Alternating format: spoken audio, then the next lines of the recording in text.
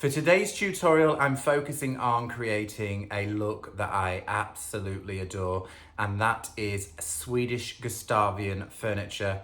Now, a little while back, I had the chance to go to a Swedish castle where all of the antique furniture had layers of beautiful paint. So I'm going to try and replicate that look on a modern reproduction, which is kind of in a Georgian style, and switch it out to make a Swedish gorgeous piece of furniture. Let's take a closer look.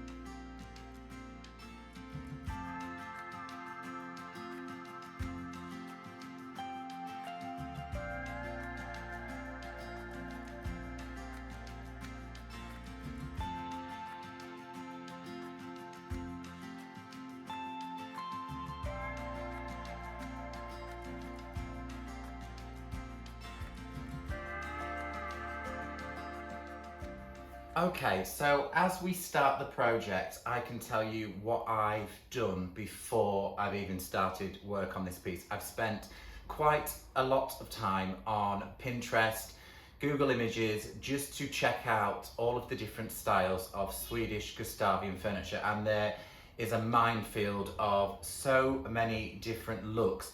Usually the paint colours are quite soft, muted tones, which kind of suits my style. But the actual structure of the piece of furniture does not look like this. This is kind of a reproduction Georgian style. We get these in the UK quite a lot. A lot of people on camera mistake these as antiques. They're not antiques. They are probably about 20 or 30 years old. So the handles. Not very often you see this sort of handle on a Swedish Gustavian piece. You generally see very circular handles on Swedish pieces, which strangely enough, this style of furniture in the UK, I am taking that style of handle away usually, and I've got loads of that style of handle in my handle drawer. So I'm going to change out the handles straight away for circular handles.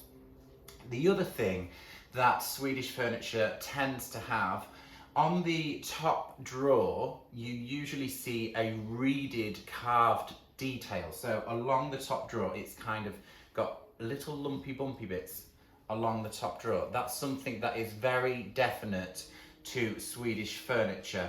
So I'm going to use some Woodubend to try and create that sort of moulded detail. They also have a castellated, I think that's the word, castellated trim along the top. So maybe we'll use a trim for that.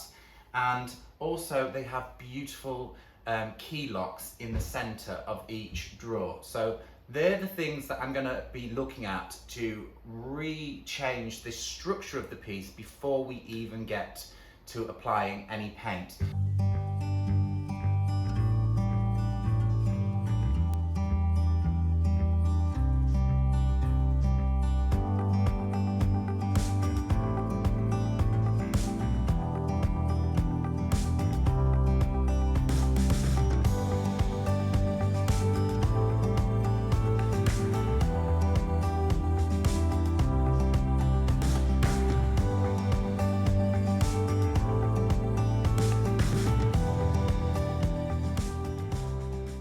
So I'm going to take you through my train of thought for the design of the top drawer, and then we'll talk a little bit about the next drawers that proceed underneath. So the first drawer, I want that reeded design. So how I'm going to create that is I'm going to take the R724, which is my Woodubend trim. There is something new coming, and had I had that to hand, it's not going to be launched for a few weeks. I maybe would have used that, but that's all top secret. So this is a centimetre, half round, no detail. There is no patterning on this trim. So I've taken a few pieces off the roll already and warmed them up and straightened them out so I could have a little bit of a look at what I want to create. So this is the idea. They're all going to be leveled off to the same height, and I'm thinking I'm not going to go right to the edge. I'm just going to keep an aperture, like a centimetre gap around that aperture, and continue this reeded, banded look right across the top. Now, if you're more of a modern furniture person, this is a look that is really trendy right now. So if you've got furniture and you want that modern look, flat coat of paint, this could look amazing. The other idea that I've had, and I may have seen it on an image that I haven't shared with you, but there was a couple of pieces that had a lovely motif in the center and the reading. So I've pulled out a couple of other mouldings. This one, which I thought could be quite nice, a little bit country though, so not quite castle-like. But if you see, I could cut round them and join them up underneath and continue that pattern along. So I would make my cuts so everything was nice and clean, and that pattern would go along. And then I could use one of my handles, either a knob in the center of there, which is an old handle off another piece of furniture, but I do think I really like this loopy handle, which is kind of an oval. You can see a little bit more of the design. Also, I had thought maybe a little bit country for that sort of shape, more stately home could be to use the 6047, this one, which is again another one of mine. It is very sort of stately home looking, and I thought we could do the same thing, and that's about the right size for that aperture. So these can go on like that, and again I would cut neatly around the edge so it's nice and tight. Where's the handle in there? So there will be no upper handles, it will only have a center pull in the middle of that. Now let's talk a little bit about the drawers below. So they're going to be just plain with the circular handles. So one at each end, and then there'll be a key escutcheon in the middle. These handles are from, again, modern reproduction piece of furniture that I removed, but they're not quite big enough. If you look at Gustavian furniture, they've got these really lovely, big circular handles. So how I'm going to change that up is I've pulled out some, where is it now? Pulled out some of this trim, which is R37, and it's about 5mm, 6mm wide, and I've just heated it up and I've bent it into a circle. So it has cooled down a little bit now. So that's kind of, once it's heated up again, mind that gap, that's gonna kind of frame that out, make it look so much more substantial, and then we'll paint everything out and we'll refinish the handles at the end of the process. Key escutcheon, like I said, they tend to be kind of circle dead center of the drawers. So none of these kind of work. I feel like they're just a little bit too French looking. So I've pulled out these ones, which these are B997, and these are gorgeous. I've pulled one out somewhere. Where is that one? Here it is. But I've trimmed off, there's a little bow on the top of here. I've trimmed it off, and just to keep it circular, and it does look quite nice, and I do like the bow that sits on top, but it just looked a little bit too small for me again. So again, I've gone back in with the same trim, and I've heated that up just to enlarge it. Take the bow off, enlarge that piece, and you can see now the handles look more substantial on the piece. So that's where I'm going with the whole look. The other thing, the castellated top above the first drawer, I'm thinking that this one would be a really lovely trim, which is R718. And it's kind of got like scallops along the edge, and I think that could look really lovely under that top surface. So that's where I'm at. Lots of doing to do. I will speed up some of the footage so you don't get too bored, because there's a lot of talking in this video, but I do need to explain where I'm going, and then you can see the process happening right in front of you. So onward with filling holes and starting to apply the handles first, and then we can add all of the trims, the key escutcheons, and onward and onward.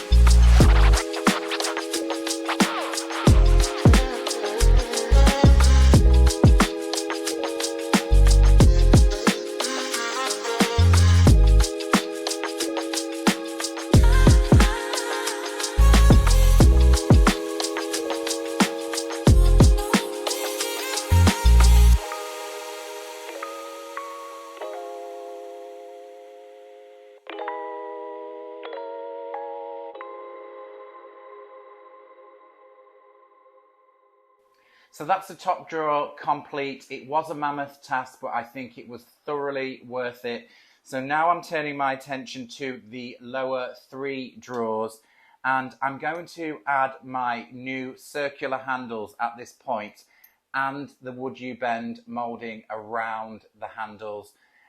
You could do this all after your paint finish. I kind of like to paint over my handles and then paint them back in, give them a little metallic touch afterwards maybe. So a little handy tip, the handles will not go in the holes that were created by the previous handles, so I'm now marking out for the new handles, and a quick and easy way to do this is to take a piece of card, cut it to the size of each drawer. All these drawers are the same size, and fit it into the aperture at the end of the drawer. Fold it in half, and then you'll get a center point, and then work out whereabouts you want these handles to be on the end of each drawer from that side out. Lay your card down into the aperture, drill through the hole that you've marked. So when that sits central, it will sit central there, there, there, and obviously this end, the same again, it's central there, there, and so on. So that's what I'm going to do now, make all of the holes for the new handles.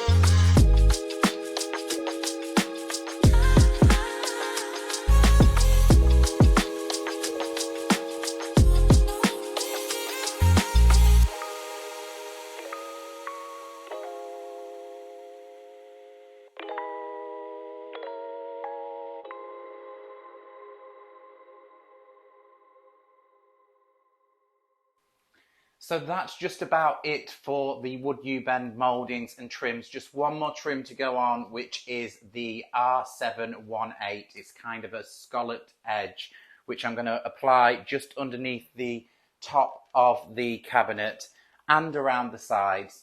It's getting really late now. There was an awful lot of work in this, and I really, really love how it's looking. So tomorrow will be my paint day. All of this will be good. The last thing that I'm going to do before I leave the workshop, you could stain these, but I'm going to make it so much easier on myself. I'm not a big fan of it, but I'm going to use a spray paint just to darken all of the mouldings and the handles. Just in case I do any distressing, I want it to come back to a darker colour underneath, and then we'll be good for chalk paint tomorrow.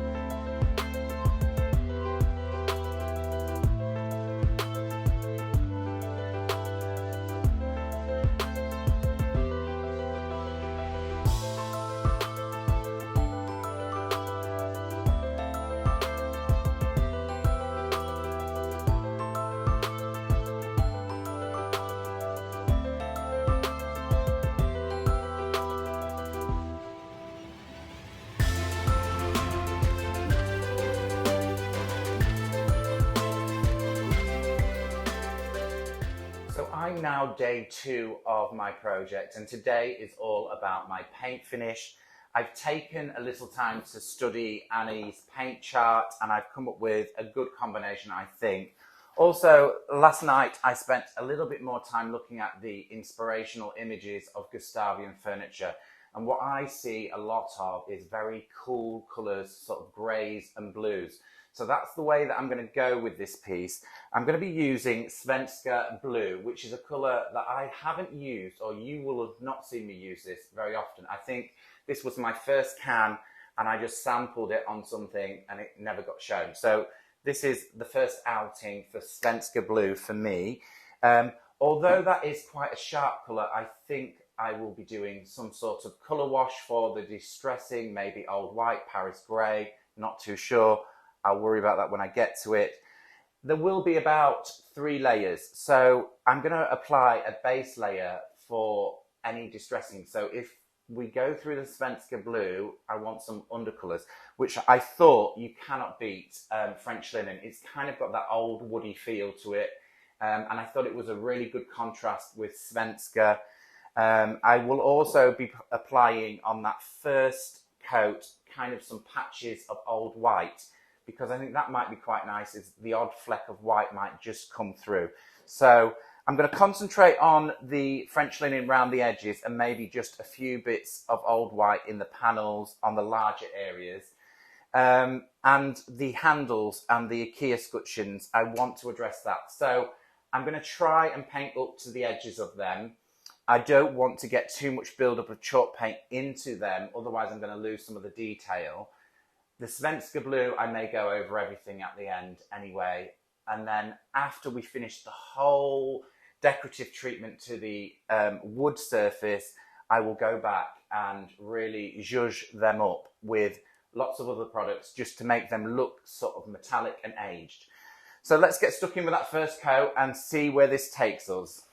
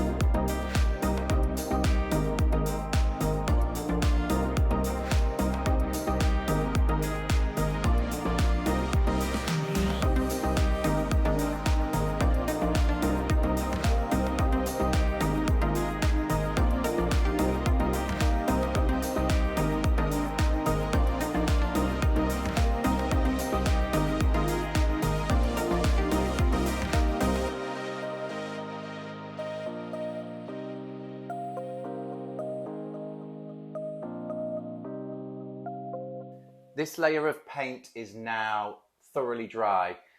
The technique that I've used, I like to call it dash happy. So you can see I've kind of just done any what way brush strokes, some slightly thicker than other places.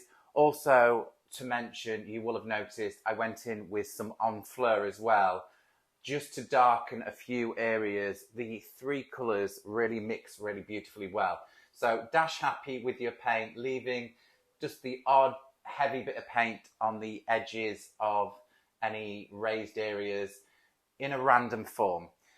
At this stage, I'm ready to paint my Svenska blue over the whole piece, but because I've got the black spray paint underneath and I don't want too much of that to show, it may come through, but I don't want everything to show.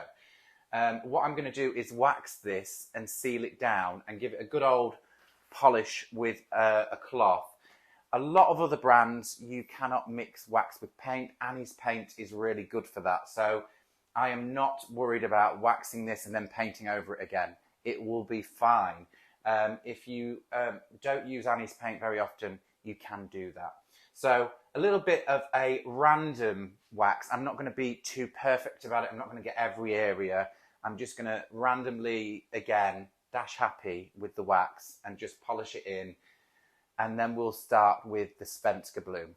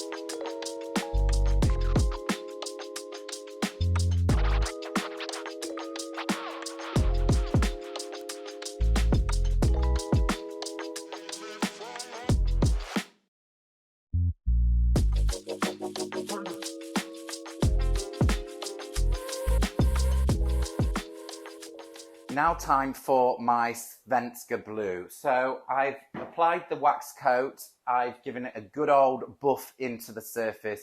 Really, you should leave this about 12 hours overnight, but I am Mr. Impatient and I'm just going to go for it. So the application of Svenska blue, I'm going to use my atomizer just to loosen the paint in certain areas. That may cause me one or two problems because I've not left the wax to cure, but I'll just play that by ear. The reason being, I want my paint to be in a thick, thin formation over the surface. I want full coverage, but I want some areas to be slightly thinner than others, so that when we go for the distressing technique a little later on, after this is dried, it will pull away in different ways over the whole piece.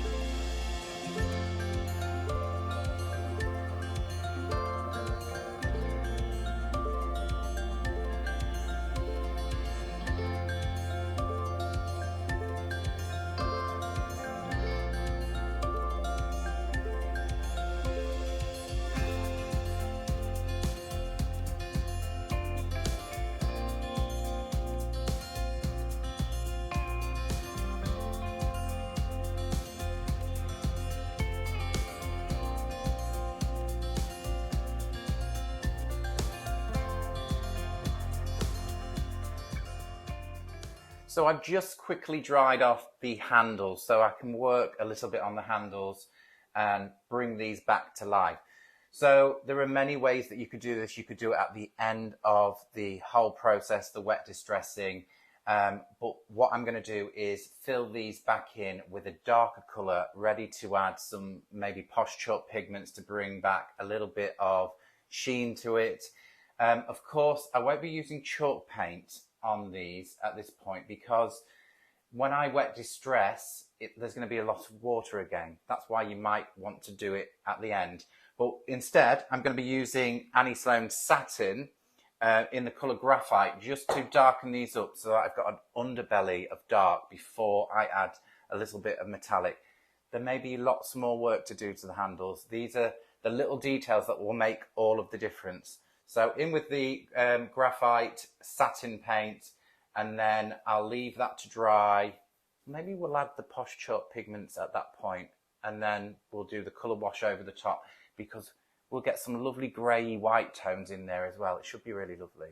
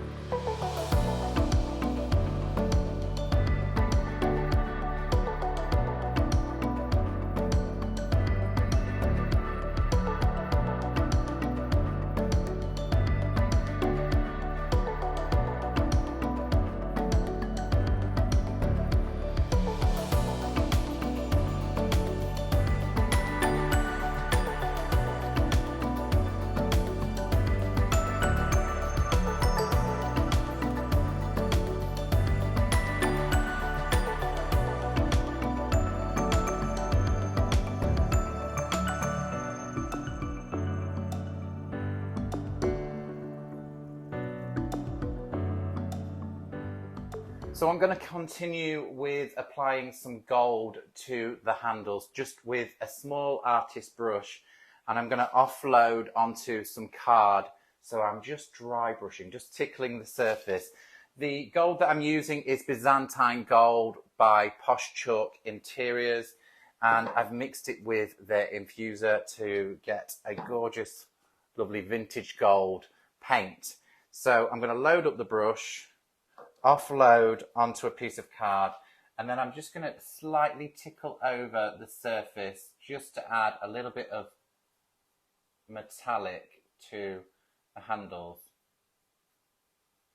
Like I said, there may be a point where I go over all of this again once I've distressed the whole piece, but just so there's a layer there, this can be kind of fixed afterwards.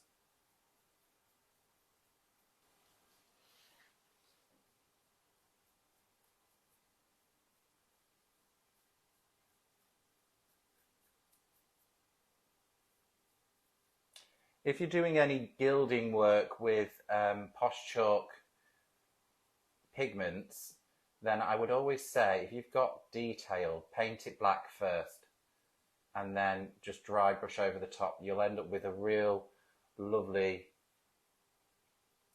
almost like dark wax into the crevices. But I may be using some of the Posh Chalk patinas as well, which is more of a wax paste afterwards. So I'm just going to play it by ear, but just to apply a little bit of gold to get started. And of course this will all be kind of water resistant because of the nature of the product. So when we distress, we will hopefully not take too much of it off.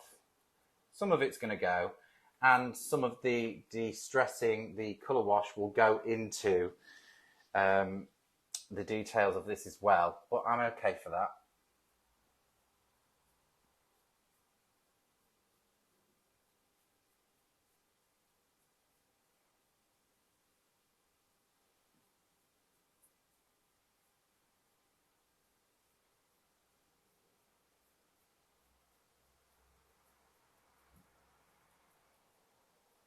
Okay, it's now time to wet distress this. Now, there are many different ways of doing this. You've seen me use a big paintbrush with a colour wash over the whole piece, which is a great shout.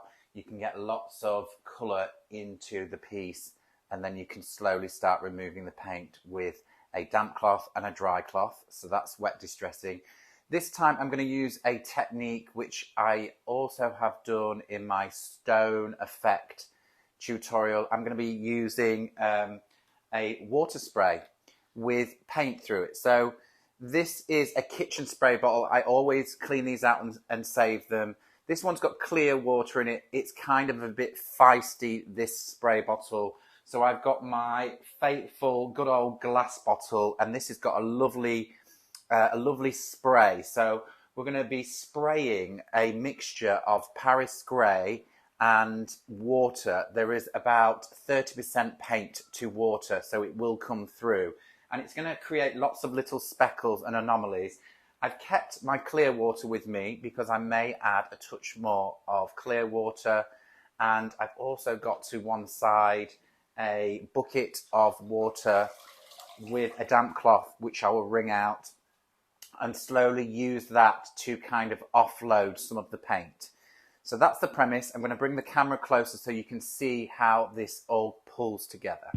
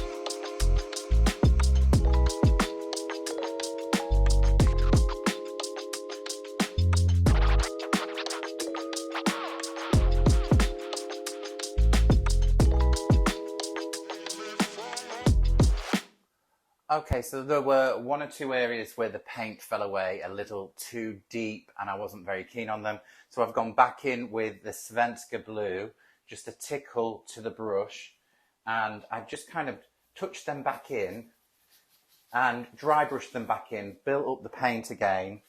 I did the same on the top. There was an area in the middle where I scraped it with my fingernail and then it exposed a bigger section. So I've kind of touched them back in, just playing around with the colours really, and then going back in with all of the bucket water, which has got Paris grey, and then I'm going back in and just kind of going over them. So we're getting this really unusual patina.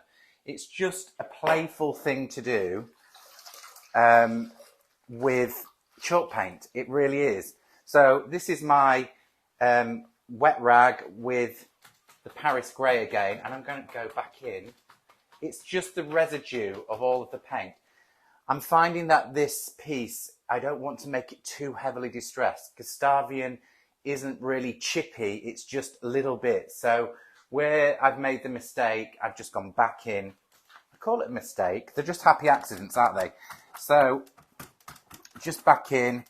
I think there'd be more distressing on the lower part of the piece of furniture where over time it's got kicked and bashed around a little bit. But I kind of want to keep it still quite solid in colour. I haven't yet decided what the handles need to do. I think I quite like it with the Paris grey embedded in there. I think it looks really aged and beautiful. So it may stay as is. And then a clear coat of wax over everything. Yeah, there was a little chip underneath there that I didn't like, went back in. Where else was it? And there was one on the side. I just got a little bit too excited about what I was doing. So don't fear, keep your original colour to hand. Your spray bottle, if you want to add a bit more Paris grey, it's all a playful process.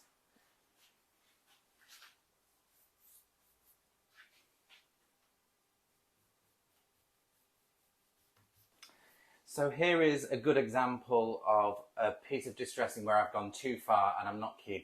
Had it been more of a chippy piece, but Gustavian, I think, most definitely is just minimal distressing. So what I'm going to do is jump in with a little tickle of the Svenska blue, and I'm going to take that out, kind of dry brush it out, like so, just build up the colour, then dry it off a little bit.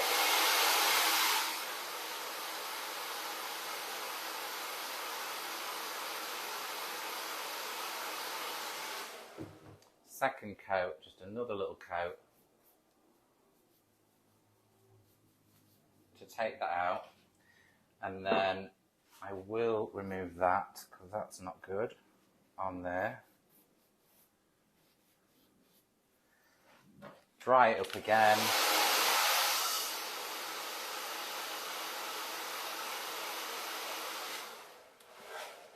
You might want to leave it to dry a little longer than that. I'm taking my wet cloth. Now this is infused with all of that Paris grey through the spray bottle, which we kind of offloaded. And I'm just going to go back in. You would leave it a little bit longer to dry, just to kind of distress it a little bit. It will come off a little easier, but I still want a faint gap. And I've probably distressed that too much down that side, so I can go back in there with a little bit of Svenska blue. Leave it to dry, and that should be really good. So simple distressing. If you go too far, you can fix it. Don't worry. All of these colours are merging together to create this whole new colour with its own balance. So I'm going to leave this to dry now. Just tidy them up a little bit. And then I think I'm going to go in with a full coat of clear wax, maybe a touch of dark wax, most definitely round the handles, because that will blur the boundaries between where we've painted and the connection of the actual back plate. So you will not see where that connection is. It'll just look kind of old and aged and beautiful.